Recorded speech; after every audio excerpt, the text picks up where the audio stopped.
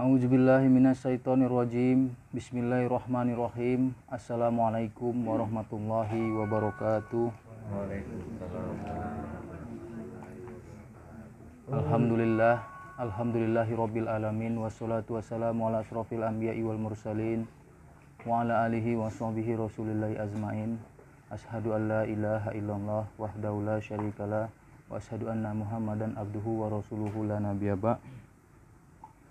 Tuan-tuan dan puan-puan yang dimuliakan Allah, marilah sama-sama kita panjatkan puji dan syukur kita kehadiran Allah Subhanahu wa taala yang mana karena izinnya, rahmatnya serta kasih sayangnya yang masih lagi memberi kita kesempatan untuk berkumpul mengaji pada malam Rabu ini, dan tidak lupanya kita menyampaikan selawat dan salam kepada junjungan kita Nabi besar Muhammad sallallahu alaihi wasallam. Allahumma shalli ala sayyidina Muhammadin wa ala alihi washabihi rasulillah. Saya lanjutkan kajian kitab hikam ini, tuan-tuan dan puan-puan. Dan tuntutmu baginya itu khaib, engkau daripadanya, karena jikalau engkau ketahui akan hampirnya, niscaya tiada engkau menuntut akan dia, karena yang hadir itu tiada dituntut. Maksudnya begini tuan-tuan dan puan-puan, seringkali kita menuntut kepada Allah Ta'ala tuh walau hal baik sekalipun. Dan kalau seandainya kita tahu bahwasannya Allah Ta'ala tuh terlebih hampir dia sama diri awak nih, sungguhnya kita tak akan menuntut lagi Allah Ta'ala tuh walau baik sekalipun. Ini hikam nih yang bilang nih, bahwasannya kita disuruh jangan menuntut lagi, sesungguhnya Allah tuh telah maha tahu dengan apa yang kita butuhkan gitu, baik dunia maupun akhirat kita. Masalahnya kita tak percaya Allah itu ada atau tidak dalam diri kita. Makanya kita masih lagi menuntut kepada Allah tuh. Tak percaya kita Allah itu ada. Padahal dia bilang di sini, kalau seandainya kita pandang lagi ke dalam diri kita, Allah tuh hampir, terlebih hampir sama kita. Hingga kalau seandainya kita pandanglah Allah Ta'ala tuh, bisa kita memandang dia dengan mata hati kita yang suci itu, maka tidak berani kita menuntut dan meminta Allah Ta'ala. Sesungguhnya dia maha mengetahui. Paham nih tuan-tuan dan puan-puan ya. Jadi jangan lagi awak beranggapan Allah Ta'ala itu tak ada. Apapun yang kita buat, baik buruknya, Allah Ta'ala itu tahu. Bahayanya yang menuntut tuh karena kita telah dikuasai oleh hawa nafsu kita, yang membuat kita tidak percaya dengan Tuhan kita. Kalaupun seandainya untuk penyelesaian hal baik, contohnya untuk mendidik seorang anak, saya bilang kemarin, tugas kita hanya menasihati saja. Tidak ada kuasa kita untuk merubahnya. Karena Allah maha tahu. Kadang anak itu dijadikan untuk kita, untuk mensucikan diri kita daripada hal-hal yang tidak diinginkan Allah Ta'ala. Dibuatnya tidak sesuai dengan keinginan kita. Kita mau dia rajin sholat. Kita mau dia patuh ngabdi sama orang tuanya. Nyatanya, kehendak kita tak berlaku di hadapan Allah. Allah yang menginginkan dia seperti itu.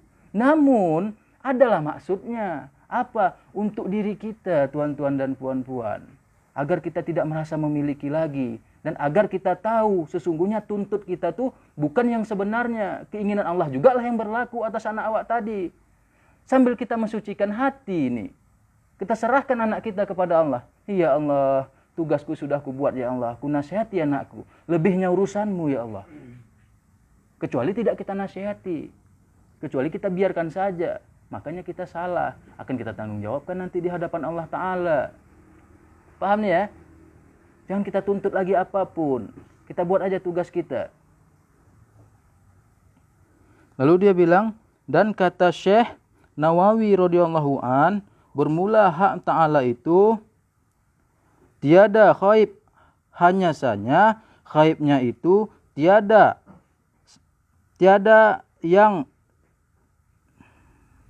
ingat dan tiada kelihatannya pada hati.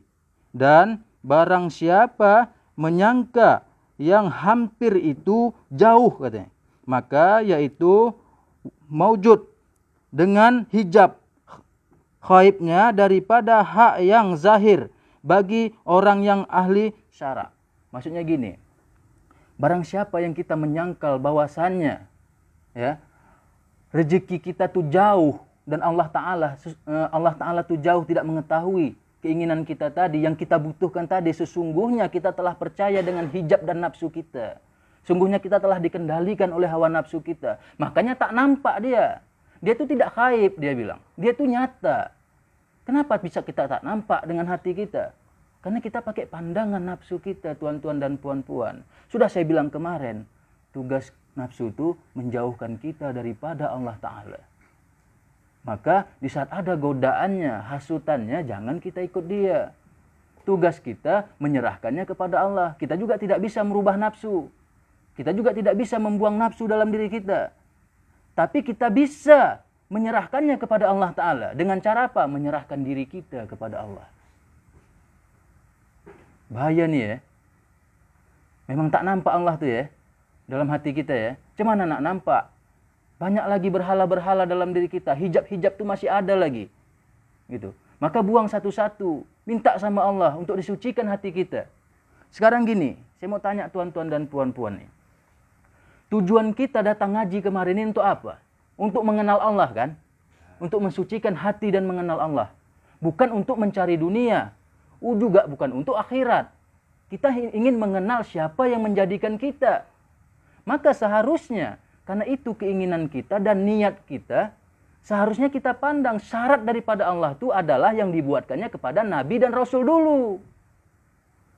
Apa itu? Ditimpakannya bala musibahnya, ditimpakannya kemiskinannya, kesakitan, fitnahan, cacian, makian, semua akan ditimpakan terhadap diri kita. Karena niat kita hendak mengenal Allah.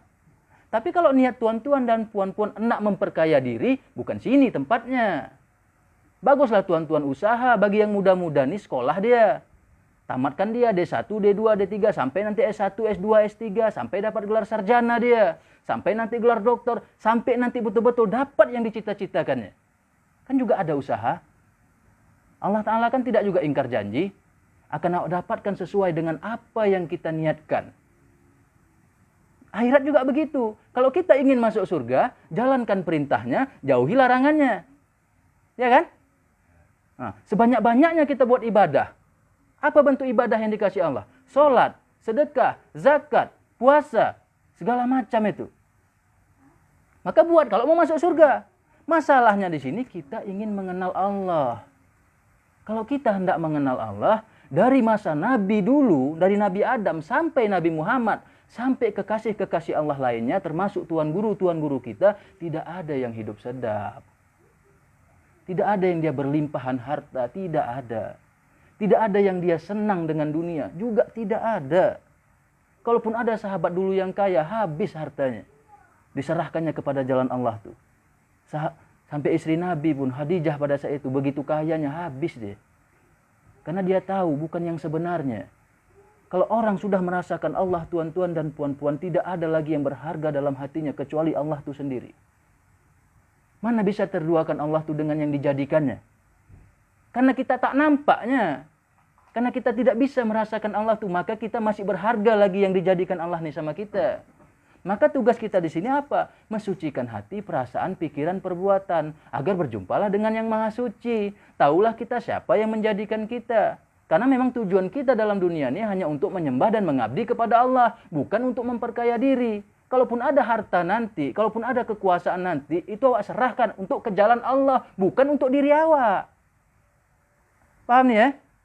Kalaupun kita punya anak nanti, tugas kita menasihati, bukan punya kita. Bukan milik kita. Maka kalau kita merasa memiliki, dihukum Allah kita. Maka wajib kita harus dapat pandangan Allah. Memandang baik dan buruk datang daripada Allah. Dan harus awak terimalah tuh. Sampai dapat nanti sifat kehambaan namanya. Sifat kehambaan itu sebenarnya sifat penghujung bagi si pejalan. Tuan-tuan dan puan-puan. Rasa tidak memiliki, tidak punya, tak ada rasa kuasa. Dia tidak merasa dirinya yang berbuat sesuatu. Karena pada saat itu hina sehina-hinanya dia apabila dia berhadapan dengan Allah. Otomatis dengan sendirinya dia hina. Rasa itulah yang harus kita dapatkan. Tuan-tuan dan puan-puan. Ini enggak. Yang kita tunjukkan adalah kecintaan kita terhadap keduniawian.